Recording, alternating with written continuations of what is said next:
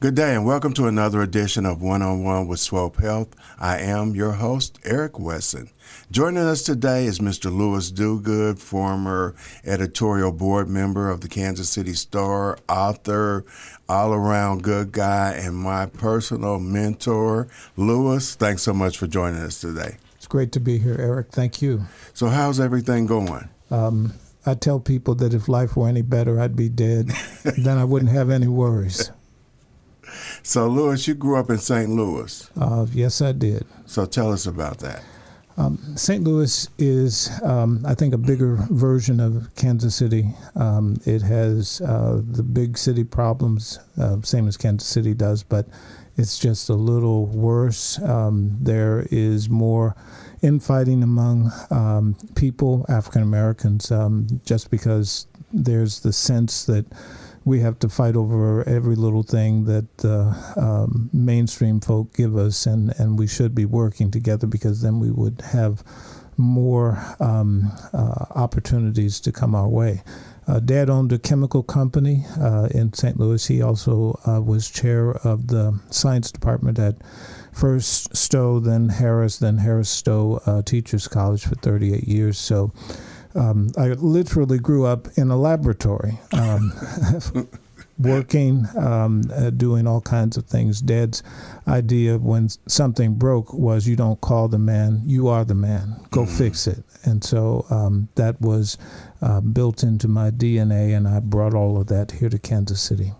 So what made you want to get into journalism? Well, Dad had it that we were all going, my siblings and I were all going to go into the sciences, and that we would take over the chemical company. I was infected with the bug of journalism. When I was in high school, a teacher that I had my junior year suggested journalism as a profession, and I thought that was pretty cool, so I pursued that. Journalism has been allowing me to live out a childhood dream, and that's to go places where normal people don't go, talk to people who normal people don't get a chance to talk to, and do things that normal people don't get a chance to do. When I worked for Dad's company, I was stuck in the lab, stuck in the manufacturing plant. Weekends, holidays, days off, that we were there. So journalism just gave me that opportunity to pursue other things and to just learn and grow in different ways. You're a part of the magazine in Our Health Matters. They did Black Men Speak. And Ruth Ramsey, was able to get a lot of black men together and get some insight. Yours was really interesting and different because you talked about your personal experience. And one of the things that we don't talk enough about in the black community is black men's health. So I remember reading your story about the prostate cancer and going through that cycle and eating healthy. So do you think that one of our biggest problems in the black community is, especially black men, is our diet?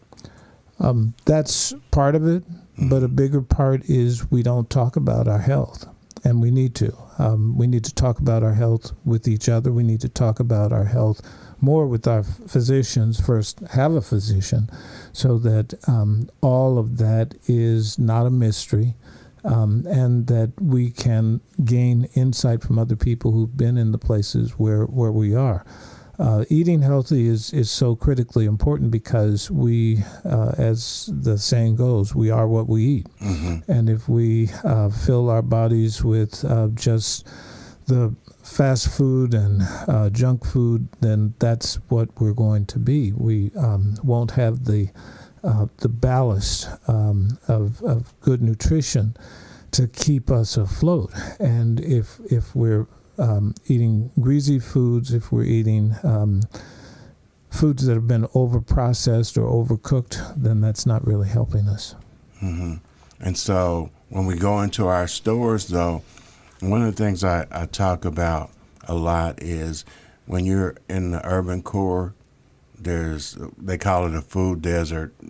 Okay, I'll go along with that. But when we have young people that say that they're going to the store and they're going to a gas station because the gas station has a package of bologna, some bread, and milk. Our kids think that's a store, but what I was reading in your story was you grow your own vegetables. I do. Dad had a garden at his in the loading area at the chemical company, and we were forced to attend it. It was a forced march, so we had to take the pick and dig up the yard, and then plant stuff, and then water it, and then tend to it with weeding and whatnot. So I learned all of that stuff. And then when I was married, I had a wife who liked to garden, so that was another forced march. And then when I was with Betty Tate Beaver, she liked to garden, so that was another forced march. This past summer was the first time I had actually planted a garden on my own, and nobody was forcing me to. But you gain infinite amounts of nutrition, and the taste is so much better of the food that you grow yourselves, whether it's the greens or the tomatoes or eggplants or peppers, you name it. It's so much better, and that the nutritional value that you get from that, coupled with cooking it correctly, is just off the table. Well, and cooking it correctly, I never thought about that. I just figure, hey, you just cook it like you do everything else. But there's a formula in which you use to cook? There is a way. There's a means. Yes, formulas I grew up with. So there is a means of cooking that is beneficial. One other thing, I was no stranger to work. Dad's idea when we should go to work when I was a kid was when we could hold our bladders, our bowels, and a broom. So he had us working from age 3 forward. But we didn't get paid. That was the problem. We'd get maybe 50 cents, maybe $1. I think by the time I left his company, I was up to $5 a week. Mm-hmm. But to kind of make ends meet, I worked in food service in grade school, high school, and college. You learn some of the basics working aside from cooks who do that for a living. But then you can enhance it later. I think that a key for us as African Americans is back up off the salt. You don't need that much salt. Mm-hmm. Another key is don't cook things until it's mush. Mm-hmm. Just vegetables should have some crunch to them, even though for a lot of black folk that's not done. But it's still raw. But having a little crunch is good for your insides because that helps to push the debris that's in your body out so that you can move on to other things. If it's backed up in there, that is kind of the cause of colon cancer. You've got to get the food and the nutrients through your system. And so overcooking it is not good. Frying it is not good. Having a Mediterranean diet would be very beneficial for a lot of people. You use olive oils, you use vegetables, you use the noodles and the pasta, but it's also good to have things like sweet potatoes and those kinds of vegetables to really help to enhance your diet. When you look about the black community and you've written about it for years, what is the most troubling aspect of the black community that you see today? I think that probably the biggest issue is education. Our system of education for our children is deficient. In many cases, our kids are not receiving the education that they need. I'm a product of public schools growing up in St. Louis, and I can say firsthand that up until 5th grade, the education I got was horrible. Mm-hmm. It was just deplorable. The 5th grade, we had 3 different teachers. One left because she had a nervous breakdown. The class was so filled. We had 45 plus students in the class, and some of them in fifth grade were 15 years old. And part of that was because it was right during the baby boom. It was right during the Great Migration. So there was this influx of all of these people. And then you add on to that white flight, and you've got a powder keg. So there were just too many kids. And the teacher that we had after the one that had the nervous breakdown, and that was when I had 2 African-American male teachers. Mm-hmm. And the first one came in, and he wasn't very smart. And the teachers kept us doing music and art throughout the entire school year because they couldn't control us any other way. And so music and art was what we did. And there was one assignment where we were asked to bring something from the newspaper in. Well, I was on the run about a block and a half from where school was, where I lived. And I just ripped something out of the newspaper and brought it in. And I was probably maybe one of 2 other students who had their article from the paper. And the teacher made a point of taking my article and holding it up. And he says, "Diuguid, ain't you got no scissors in your house? It looks like you chewed this out of the paper." Well, all the kids just laughed because, I was at that time one of the smarter kids at school. And so all of a sudden I was the subject of ridicule. And they ate that up. Fortunately, 6th grade, my sister and I in that school moved to another black school, but it was one that was focused on academics, and that kind of competition among students for good grades and to be the best in whatever subject was really helpful, but it caused us to have to play catch-up from going from the deficient school to the better black school. Mm-hmm. Then we went from, and this was also during the civil rights movement, we also went from the better black school to white high school. And so we had to play catch up again. Mm-hmm. But we had already been prepared for how to play catch up, knowing what we had been through. And then when we went from that high school to University of Missouri, we had to play catch up again because we were suddenly competing with the kids from out in the suburb and in private schools, and they were so much better off, even though we went to a really good, academically sound white high school. It's just, and I don't think that our kids know how to play catch up. We find that many of our kids are not held to high expectations, and when they're not held to high expectations, then they just think that any old thing is sufficient. Then they get into college and they fall apart. Really? And so education here, do you think that education here is improving? And when we look at, we had a superintendent here for a while and that kind of stabilized things, but do you think the educational process in Kansas City is improving? It has gotten better. Dr. Mark Bedell, when he was superintendent over the Kansas City School District, he did the incredible work of getting the schools accredited, which was phenomenal.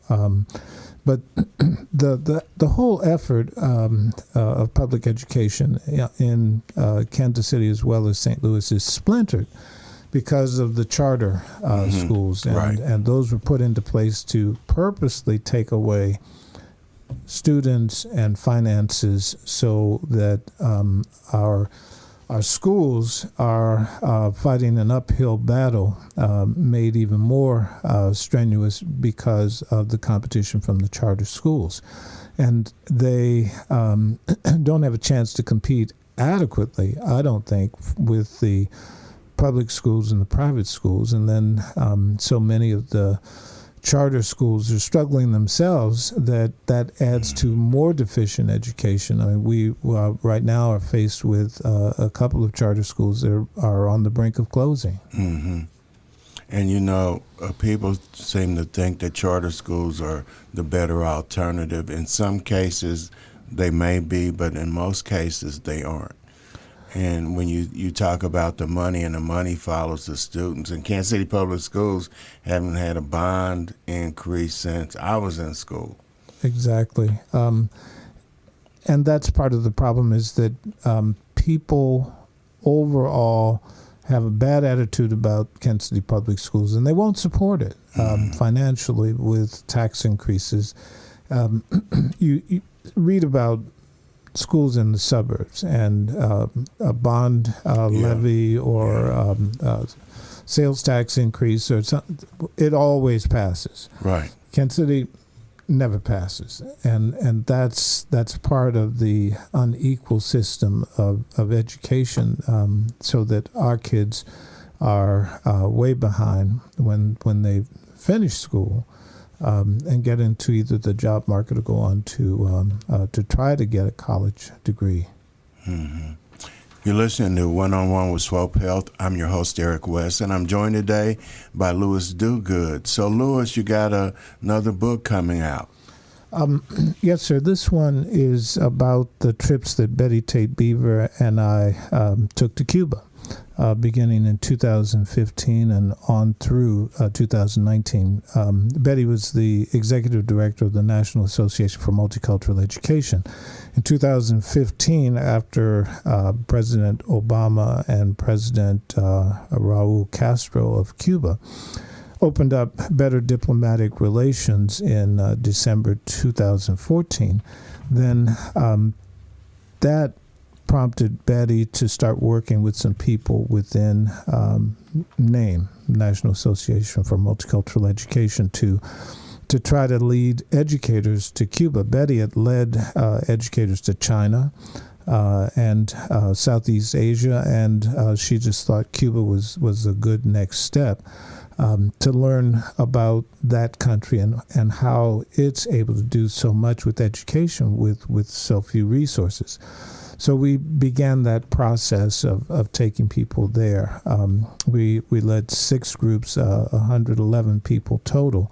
And it's a fascinating country, fascinating in that Cuba is a country of we, collective, community, family. Mm-hmm. And we in this country are a country of me. Mm-hmm. What's in it for me? If I don't have it, then nobody else needs to have it, and I'll work against it.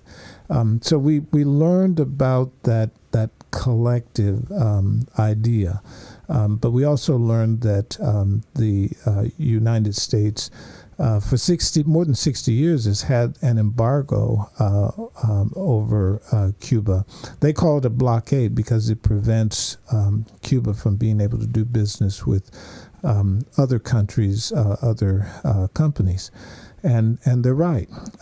We want to try to influence Cuba to get rid of communism and socialism.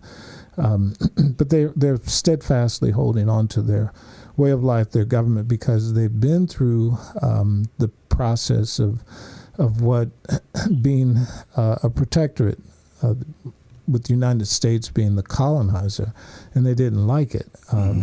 Before that, it was Spain. Mm-hmm. But Cuba's history is very much like our own. They were colonized. They had their indigenous population just about eliminated, and then they've been affected deeply by slavery that took place in their early history, and still they continue, they survive despite the efforts of the United States. And part of it's just because they've opened up tourism as a way to get more money into their economy, and it's been a boon. Now the coronavirus has been a gut punch for Cuba and so many other nations that depend on tourism. So if we want to do something about Cubans coming to our shores trying to get in, about 200,000 have made that trek since the coronavirus, then we need to lift the embargo and give them a chance to succeed as other nations. The United Nations for the last 30 years has said that the embargo is illegal. It needs to come down, but the U.S. isn't budging. Now, another fascinating thing that I learned about Cuba, or while I was in Cuba, is that the United Nations in 2014 designated 2015 to 2024 as the International Decade of People of African Descent. And it's to highlight the diaspora and the accomplishments of people who are black all over the world, the struggles that we've had, and the issues that we continue to face, such as police brutality in the United States. But this is a worldwide concern, and that's why they designated this decade as something to focus on. Now, we haven't seen beans or boo about any of this stuff in this country, and the same is true elsewhere, but it was in Cuba, a communist nation, a nation where the press is supposed to be puppeted by the government, that I was able to learn about it. And here we have a free press, and they are free to continue to discriminate against us. So it makes no sense that this is a part of what we have to deal with. What I also learned going to Cuba so many times is that the embargo that the United States has against Cuba is very much like the United States treats Black America. Isolating us, cutting us off from the mainstream, keeping us from living in safe housing, getting good jobs, getting a decent education. Same thing that they're doing in Cuba. Now, why is that? In Cuba, of course, they have a large percentage of their population that is black, but otherwise it's a Latinx nation. So they're treating them the same as they're treating us, which is profoundly bad. Really? I never thought of it like that. I never looked at it as being like that. I always thought the embargo was to squeeze them economically so that they would act right, but there's some racism in that. You got every day. you have another book about fathers. Yes, sir. That title is Our Fathers Making Black Men, and it's about the work that my dad did at his chemical company and as a professor in college. He would take kids who would come knocking on the door begging for change, take them off the street, give them a job, and then teach them the value of their education, teach them the value of hard work, and help them to get into colleges and careers in science. So he did that throughout the time that he operated his company, which was from 1947 until 2011.